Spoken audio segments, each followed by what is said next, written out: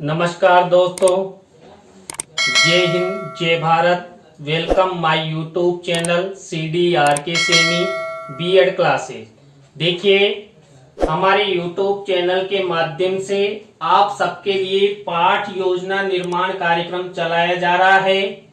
इस पाठ योजना निर्माण कार्यक्रम के अंतर्गत आज हम इतिहास पाठ योजना क्रमांक 6 सम्राट अशोक प्रकरण का चयन करते हुए आपको एक पाठ योजना का निर्माण करना बताएंगे। तो आप सब हमारे साथ बने रहें, और यदि आप हमारे YouTube चैनल पर पहली बार आए हैं तो हमारे YouTube चैनल को सब्सक्राइब करें और पास ही बने बेल आइकन के बटन को जरूर दबा देवें।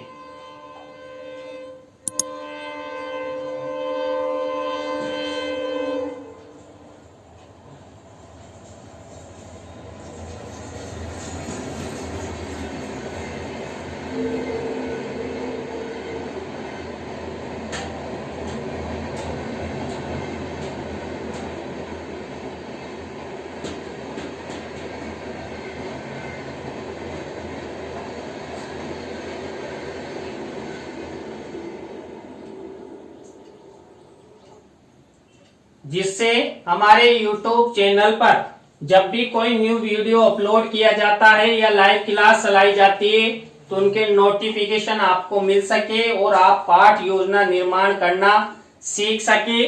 देखिए, हम जब इतिहास शिक्षण की पाठ योजना बनाते हैं तो हम वही कक्षा, दिनांक, विषय, कालांश, कालांश का समय और बीच सेंटर में हमारा प्रकरण लिखते हैं। यहाँ पर देखिए, सम्राट अशोक प्रकरण को अंडरलाइन किया गया है, इन्वर्टेड कॉमाज में बंद किया गया है। तो आपको भी इसी तरह श्यामपट्ट पूर्ति का निर्माण करना है। इसके बाद हम निर्माण करते हैं उद्देश्यों का। देखिए, यहाँ पर जो उद्देश्य होते हैं उन उद्देश्यों को बनाने में प्रकरण का विशेष ध्यान रखा जाता है। देखिए, यहाँ पर ज्ञान से संबंधित जो उद्देश्य हैं उसी के आधार पर यहाँ विशिष्टीकरण बनाया गया है और ये अपेक्षित व्यवहारगत परिवर्तन बनाया गया है। इसमें हम विशेष हमारे उद्देश्य और प्रकरण को ध्यान में रखते हुए ही इनका निर्माण करते हैं। तो ये ज्ञान से संबंधित विशिष्टीकरण और अपेक्षित व्यवहारगत परिवर्तन हुआ। इसी तरह देखिए, अवबोध से संबंधित ये विशिष्टीकरण और ये अपेक्षित व्यवहारगत परिवर्तन। तो देखिए, दो उद्देश्य हमारे कंप्लीट हुए। इसी तरह हमारा 3rd नंबर का उद्देश्य देखिए, ज्ञानोपयोगी। देखिए, ज्ञानोपयोगी से संबंधित ये विशिष्टीकरण और ये अपेक्षित व्यवहारगत परिवर्तन। इसी तरह जो 4th नंबर का उद्देश्य है, कौशल से संबंधित, ये कौशल से संबंधित ये विशिष्टीकरण है और ये अपेक्षित व्यवहारगत परिवर्तन है। इसी तरह देखिए, 5th नंबर का जो उद्देश्य है, अभिरुचि, अभिरुचि से संबंधित ये विशिष्टीकरण, ये अपेक्षित व्यवहारगत परिवर्तन। 6th नंबर का उद्देश्य अभिवृत्ति, अभिवृत्ति से संबंधित ये विशिष्टीकरण और अपेक्षित व्यवहारगत परिवर्तन। देखिए, हम जब इतिहास शिक्षण की पाठ योजना बनाते हैं तो विशेष हमारे उद्देश्य और प्रकरण को ध्यान में रखते हुए ही विशिष्टीकरण और अपेक्षित व्यवहारगत परिवर्तन बनाते हैं। तो ये हमारे 6 उद्देश्य हुए। 6 उद्देश्यों के बाद कक्षा शिक्षण सहायक सामग्री। कक्षा शिक्षण सहायक सामग्री 2 प्रकार की होती है, सामान्य और विशिष्ट। देखिए, विशिष्ट शिक्षण सहायक सामग्री के अंतर्गत आप चित्र, चार्ट, प्रतिकृति, मॉडल आदि बना सकते हैं। दृश्य श्रव्य उपकरण का निर्माण यहाँ पर किया जाता है। देखिए, इस पाठ योजना में हम चार्ट चित्र का प्रयोग करेंगे और उसके बाद आता पूर्व ज्ञान। छात्र सम्राट अशोक के बारे में सामान्य जानकारी रखते हैं। तो ये हुई हमारी पूर्व ज्ञान से संबंधित। अब देखिए, हमने सबसे पहले क्या किया था, श्यामपट्ट पूर्ति। श्यामपट्ट पूर्ति के बाद हमने उद्देश्यों का निर्माण किया। उद्देश्यों के अंतर्गत विशिष्टीकरण और अपेक्षित व्यवहारगत परिवर्तन का निर्माण किया। इसके बाद कक्षा शिक्षण सहायक सामग्री, कक्षा शिक्षण सहायक सामग्री के बाद पूर्व ज्ञान। अब हमारी मुख्य पाठ योजना शुरू होती है, जो होती है प्रस्तावना के प्रश्नों से। देखिए, प्रस्तावना के प्रश्नों के बारे में मैंने आपको बता भी दिया है। हम 3 से 5 प्रस्तावना के प्रश्न बनाते हैं। प्रश्नों में तारतम्यता होती है, जिगजैग होता है, और छात्रों को जो प्रश्न वितरण किया जाता है, जो छात्रों द्वारा जो प्रति उत्तर मिलता है, उसी प्रति उत्तर से हम नेक्स्ट प्रश्न बनाते हैं।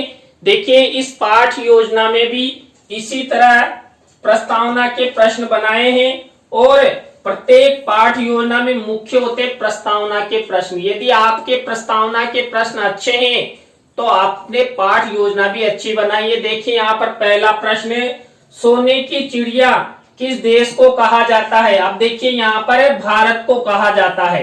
अब भारत से ही अगला प्रश्न बना हुआ है, भारत की मुद्रा क्या है? लेन देन जानते हैं ना, भारत की मुद्रा क्या है? रुपया। देखिए, हम किसी भी स्थान पर कुछ भी खरीदने जाते हैं तो रुपया चाहिए, तो भारतीय मुद्रा है रुपया। अब इसी रुपया से अगला प्रश्न बनेगा, रुपये पर किसका चिन्ह होता है? देखिए, यहाँ पर जो ये रुपया है, इस पर किसका चिन्ह है? हमारे राष्ट्रीय चिन्ह का। हमारे राष्ट्रीय चिन्ह का देखिए, यहाँ पर लोगो बना हुआ है, रुपये पर लोगो होता है। अब इसी से अगला प्रश्न बनेगा, हमारा राष्ट्रीय चिन्ह कहाँ से लिया गया है? देखिए, जो राष्ट्रीय चिन्ह है, ये कहाँ से लिया गया है? ये लिया गया अशोक के सारनाथ स्तंभ से। अब इसी से अगला प्रश्न बना हुआ है, सम्राट अशोक के बारे में आप क्या जानते हो? देखिए, यहाँ पर वही प्रश्नों में तारतम्यता है, जिगजैग है, उत्तरों से प्रश्न बनाए गए हैं, तो आप चित्र के माध्यम से भी छात्रों को समझा सकते हैं। तो देखिए, मैंने प्रश्नों का उपयोग भी किया है और चित्र का उपयोग भी किया है। यदि आप चित्र का उपयोग करते हैं तो शिक्षण सहायक सामग्री के कॉलम में ये चित्र लगाने हैं। इसके बाद सेकंड स्टेप, उद्देश्य कथन। बच्चों, आज हम सब सम्राट अशोक के बारे में विस्तार पूर्वक अध्ययन करेंगे। तो ये उद्देश्य कथन हुआ। उद्देश्य कथन के बाद देखिए, हमारी जो प्रस्तावना और उद्देश्य कथन के बाद जो थर्ड स्टेप आती है, प्रस्तुतिकरण। देखिए, यहाँ पर प्रस्तुतिकरण हमारी थर्ड स्टेप है। इस प्रस्तुतिकरण में हम 3 शिक्षण बिंदु लेते हैं। तो यहाँ पर देखिए, जो सम्राट अशोक से संबंधित ही 3 शिक्षण बिंदु लिए जाएंगे। पहला देखिए, मैंने लिया है राजधानी पाटलिपुत्र में सम्राट अशोक का स्वागत का वर्णन।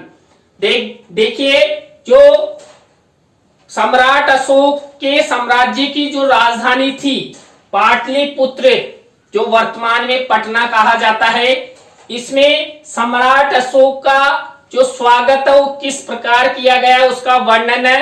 तो इस शिक्षण बिंदु से रिलेटेड ये विकासात्मक प्रश्न है।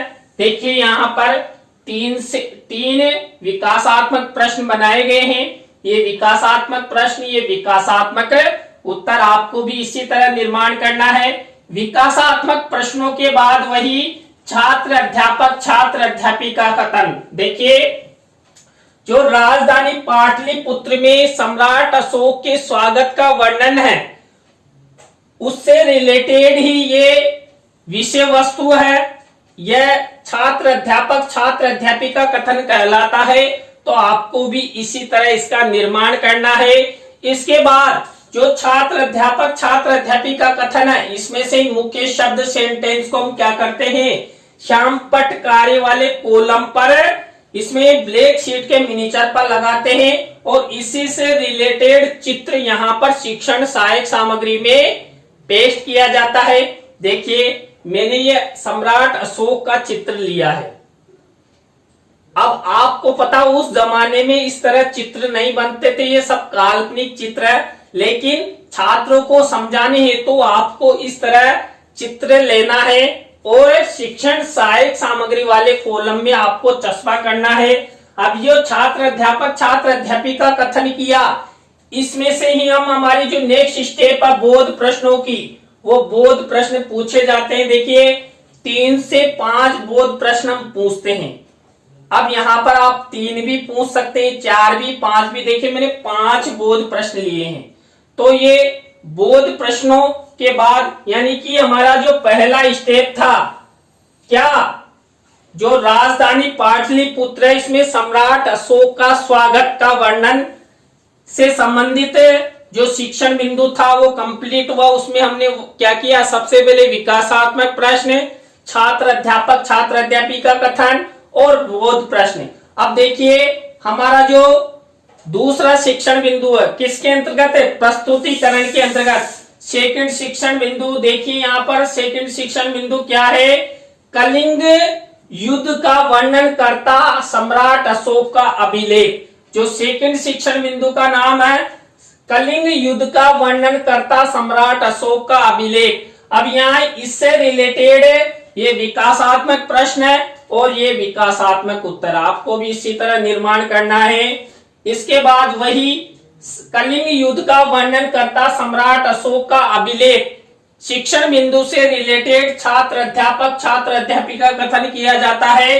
इस जो छात्र अध्यापक छात्र अध्यापिका कथन है उसमें से जो मुख्य शब्द होता है, सेंटेंस होता है, उसको हमें श्यामपट्ट कार्य वाले कॉलम पर लगाते हैं। और देखिए यहाँ पर जो सम्राट अशोक का जो अभिलेख है, ये अभिलेख का चित्र मैंने मिनिएचर के रूप में लगाया शिक्षण सहायक सामग्री के कॉलम में। देखिए जो ये अभिलेख हैं इनमें सम्राट अशोक के बारे में वर्णन किया गया है। तो यहाँ पर जो कलिंग युद्ध था उसमें इस ये बेल है इसका प्रयोग किया गया था लड़ाई झगड़ों के समय। तो मैंने देखिए यहाँ पर अभिलेख का चित्र भी लगाया है और युद्ध में जो घोड़े आदि जानवर है उनका भी प्रयोग किया है। उन सबका आप कोई सा भी मिनिएचर लगा सकते हैं। अब इसी में से हम क्या करेंगे, वही बोध प्रश्न पूछेंगे। कितने, 3 से 5। देखिए मैंने यहाँ 4 लिए हैं, ये बोध प्रश्न और ये बोध उत्तर। आपको भी इसी तरह इसी फॉर्मेट में दैनिक इतिहास पाठ योजना का निर्माण करना है। तो ये हमारा जो सेकंड स्टेप था कलिंग युद्ध का वर्णन करता हुआ सम्राट अशोक का अभिलेख, ये कंप्लीट हुआ। इसमें वही हमने विकासात्मक प्रश्न, छात्र अध्यापक छात्र अध्यापिका कथन और बोध प्रश्न। अब हमारा वही प्रस्तुतिकरण के अंतर्गत थर्ड शिक्षण बिंदु। देखिए यहाँ पर जो थर्ड शिक्षण बिंदु है, अपनी प्रजा के लिए सम्राट अशोक का संदेश। ये शिक्षण बिंदु है कि सम्राट अशोक ने अपनी प्रजा को क्या संदेश दिया। इससे रिलेटेड ये विकासात्मक प्रश्न और ये विकासात्मक उत्तर। विकासात्मक प्रश्नों के बाद वही छात्र अध्यापक छात्र अध्यापिका कथन। देखिए यहाँ पर ये अपनी प्रजा के लिए जो सम्राट अशोक का जो संदेश है उससे रिलेटेड ये छात्र अध्यापक छात्र अध्यापिका कथन किया गया है। इसी में से मुख्य शब्द सेंटेंस को यहाँ पर श्यामपट्ट कार्य में लिखा गया है और इसी से रिलेटेड शिक्षण सहायक सामग्री में चित्र चस्पा किया गया है मिनिएचर के रूप में। तो आपको इसी फॉर्मेट का उपयोग करते हुए इतिहास शिक्षण की पाठ योजना का निर्माण करना है। विशेष ध्यान रखिए, यदि आप गलती करते हैं तो आप बच्चों को भी गलती ही पढ़ाएंगे, इसलिए विशेष ध्यान रखिए। अब जो छात्र अध्यापक छात्र अध्यापिका कथन है, इसके बाद हम वही बोध प्रश्न पूछेंगे। देखिए यहाँ पर 3 से 5 बोध प्रश्न पूछते हैं। मैंने 4 बोध प्रश्न पूछे हैं, ये बोध प्रश्न और ये बोध उत्तर। इसके बाद अब देखिए यहाँ पर हमने 3 शिक्षण बिंदुओं का अध्ययन किया। किसके अंतर्गत, प्रस्तुतिकरण के अंतर्गत। क्या क्या प्रक्रिया अपनाई, सबसे पहले विकासात्मक प्रश्न, छात्र अध्यापक छात्र अध्यापिका कथन और छात्र अध्यापक छात्र अध्यापिका कथन से ही रिलेटेड विषय वस्तु का व्याख्यान किया, चित्र मेंशन किए, श्यामपट्ट का जो मुख्य शब्द सेंटेंस वो लिखे और बोध प्रश्नों का निर्माण किया। तो आपको इसी तरह निर्माण करना है। इसके बाद फोर्थ स्टेप आती है पुनरावृत्ति प्रश्न। देखिए पुनरावृत्ति प्रश्न में जो तीनों शिक्षण बिंदुओं में हमने जो बोध प्रश्न पूछे थे उन्हीं बोध प्रश्नों का रिपीटेशन किया जाता है। 5 पुनरावृत्ति प्रश्न है और ये पुनरावृत्ति उत्तर है। छात्रों के मूल्यांकन अभ्यास से तो ये पुनरावृत्ति प्रश्न बनाए जाते हैं। आपको भी फोर्थ स्टेप का प्रयोग करते हुए पाठ्य योजना का निर्माण करना है। पुनरावृत्ति प्रश्नों के बाद हमारी 5वीं स्टेप आती है मूल्यांकन प्रश्न। देखिए मूल्यांकन प्रश्नों में मैंने आपको बताया 3 तरह के प्रश्न लेते हैं। वस्तुनिष्ठ प्रश्न, अवसद वाले, रिक्त स्थानों से संबंधित, सत्य असत्य से संबंधित, लघुत्तरात्मक, अति लघुत्तरात्मक से संबंधित। अब देखिए जब हम मूल्यांकन प्रश्न बनाते तो विशेष क्या ध्यान रखते। एक तो ब्लैक शीट का निर्माण करना होता है, सिल्वर कलर के पेन से इस तरह प्रत्येक प्रकार के प्रश्न में 2-2 प्रश्न लेते हैं और उत्तर नहीं लिखते हैं। विशेष ध्यान रखना यहाँ पर किसी का उत्तर नहीं लिखेंगे। जब इस पाठ योजना का यानी सम्राट अशोक से संबंधित पाठ योजना का कक्षा कक्ष में प्रस्तुतिकरण करते हैं उस समय आपको ये छात्रों से पूछकर उत्तर लिखना है। तो आपको यहाँ पर पहले से उत्तर नहीं लिखना है। और आपका जब फाइनल लेसन होता है तो उसमें तो क्या करते हैं, फाइनल लेसन में ये लपेट श्याम फलक पर लिखे जाते हैं। तो ये हमारी 5वीं स्टेप हो गई। 6ठी स्टेप देखिए यहाँ पर गृह कार्य। देखिए गृह कार्य में वही निबंधात्मक प्रश्न दिया जा सकता है, 1 या 2 प्रश्न आप दे सकते हैं। अब यहाँ पर वही ब्लैक शीट का निर्माण किया गया है और सिल्वर कलर के पेन से यहाँ पर होमवर्क का क्वेश्चंस लिखा है। तो देखिए आज की क्लास में हमने इतिहास पाठ योजना क्रमांक 6 प्रकरण सम्राट अशोक के बारे में आपको पाठ योजना निर्माण करना बताया। आज की पाठ योजना आपको कैसी लगी?